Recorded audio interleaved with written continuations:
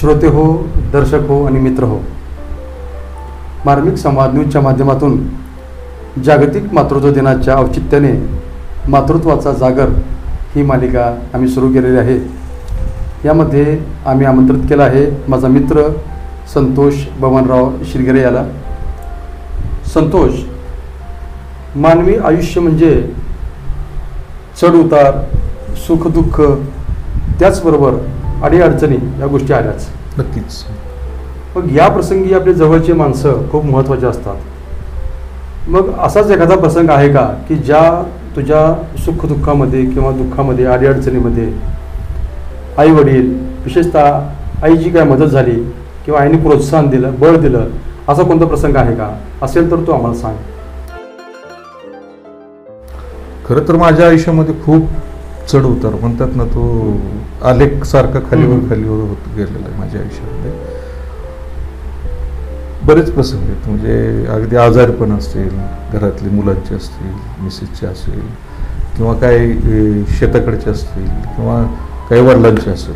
पण ह्या सगळ्यामध्ये जो दुवा होता ना, आईनं काय करायचं होतं, आईने की कायम तिचं एकच असायचं की तू संयम ठेव आणि प्रामाणिक प्रयत्न केला तर यश निश्चित नव्हतं। आणि तिच्या ह्या आणि काय राहायचं की खंबीर राहायचं, प्रत्येक गोष्टीत येणाऱ्या प्रत्येक अडचणीत खंबीर राहायचं। आणि त्या अडचणीला पहिलं तू समोर जा, नंतर त्या अडचणी कशा सॉल्व्ह होतात हे तिच्याकडून शिक।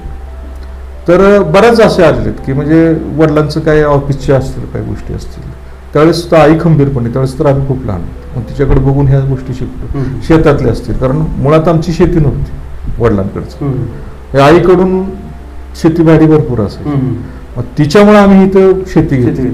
आणि तिला मग आवड असल्यामुळे मग काही ऊस असतील, शेतातल्या अनेक पाईपलाईनची अडचणी असतील, बऱ्याचशा अडचणी, मग ती खूप टॅकल करायची अशा सगळ्या गोष्टीला। मग ते आम्ही बघत गेलो। तर माझ्या लग्नानंतर ज्यावेळेस मला मुलगा झाला आणि मुलगी झाली, मला 2 अपत्य, मग काही शारीरिक अडचणी आल्या, म्हणजे काय आजारपण आलं आमच्या कुटुंबात। आणि मग त्यावेळेस मात्र मला बऱ्याचसा मोठा दवाखाना करावा लागला।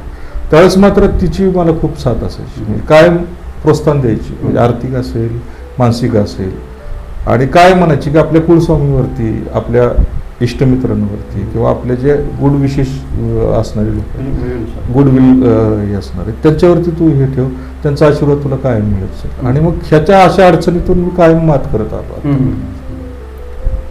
म्हणजे आयुष्यामध्ये कितीही अडचण आली तर खंबीर साथ देणाऱ्या व्यक्तींपैकी एक म्हणजे आपली आई असते, आणि हे प्रत्येकाला माहीत आहे, प्रत्येकाचा हा अनुभव आहे।